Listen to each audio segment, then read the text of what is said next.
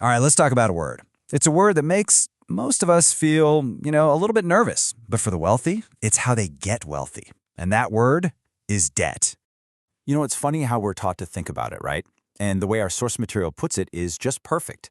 Think of debt like fire. Now, fire can cook your food, or it can burn your whole house down. The fire itself, it's not good or evil. It's just a tool. It's all about who's wielding it and how. Okay, let's dive right in. Section 1, a tool of two edges.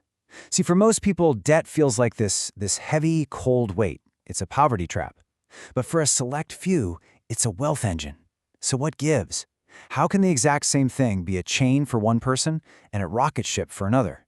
Well, it really boils down to a question that honestly most of us never even think to ask, and that is, aren't there different kinds of debt?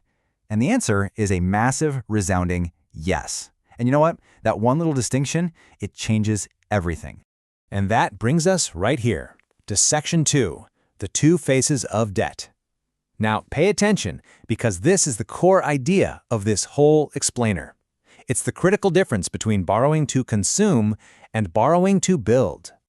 Okay, so here's the split. It's really simple. On one side, you've got consumption debt. This is the stuff that traps people. It's for things that lose value the second you buy them. That new car, that fancy vacation. It's basically a bill for your past, and it literally shrinks your future possibilities. But then, on the other side, you've got productive debt. And this is the tool. This is for buying assets that make you money. Things like a rental property or a piece of a business.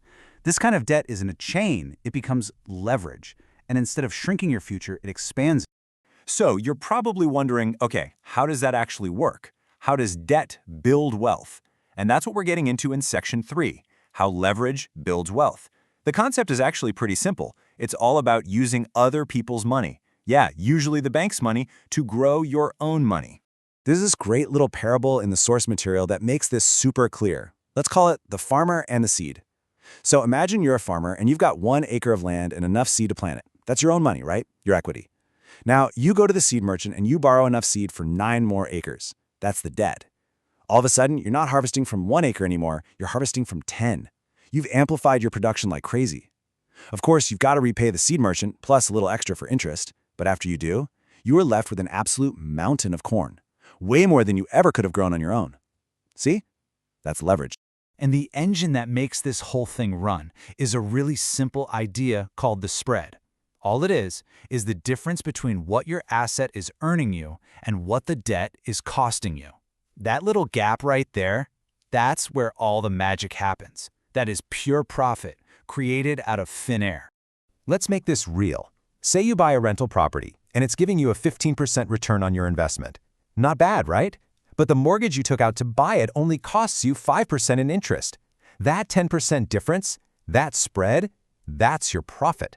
And here's the really wild part, the kicker.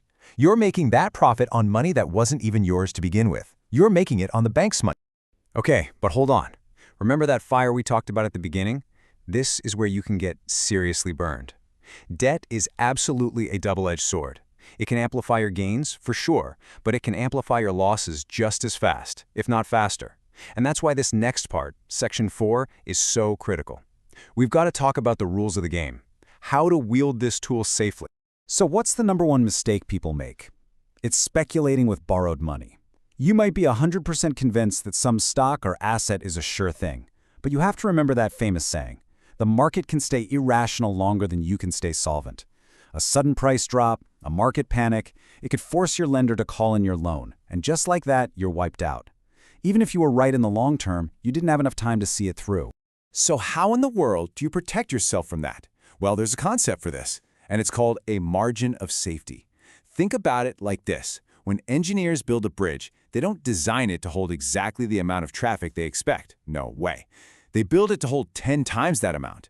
That buffer, that's the margin of safety. In finance, it just means you never borrow to your absolute limit. You always leave yourself a cushion, a buffer for when, not if, things go wrong. All right, so let's lay them out. These are the unbreakable rules. Rule 1, only use debt for high-quality assets that actually produce cash flow, period. Rule 2, never ever speculate with borrowed money. 3, always, in every single deal, make sure you have a wide margin of safety. And maybe the most important foundation for all of this, live on less than you make. And you gotta eradicate all that consumption debt first. This is a game you can only even think about playing once your own financial house is rock solid. Okay, I know what you might be thinking. This all sounds great for people who are already rich. But what about me? Where does a normal person even begin with all this? It's a fair question. And the answer is you don't start with the fancy stuff. You start by building an unshakable foundation. Step 1, and this is non-negotiable. You attack and destroy all your high-interest consumption debt. I'm talking credit cards, car loans, get them gone. Step 2, you build up a 6-month emergency fund. Guess what that is? That is your personal margin of safety. Only after that, then you can start saving for a down payment in a separate account, and while you're doing all that, you educate yourself relentlessly. You have to learn to speak the language of assets and liabilities. It's like learning a new language, the language of wealth. All right, our final section here moves beyond just the tactics and the numbers. This is bigger. Section 5, the mindset of a builder.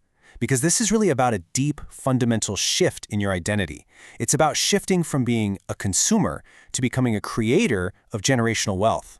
And look, this isn't just about piling up money for yourself. It's not about the fancy car or the big house. There's a really beautiful quote from the source material that captures this perfectly. It says, "It's about planting a tree whose shade you know you will never sit under." Wow, think about that. This is about building something that will last long after you're gone. And that right there, that's the ultimate takeaway. The real inheritance you leave behind, it isn't the pile of assets. It's not just the money. It's the financial intelligence. It's the patience, the discipline. It's the mindset of a builder that you pass down to your kids and your grandkids. That is the most valuable asset you could ever give them. So I'll leave you with one final question to think about. A question to ask yourself honestly. Are you living your life like a consumer, always focused on today's wants? Or are you ready to start thinking like a builder, with your eyes set firmly on tomorrow?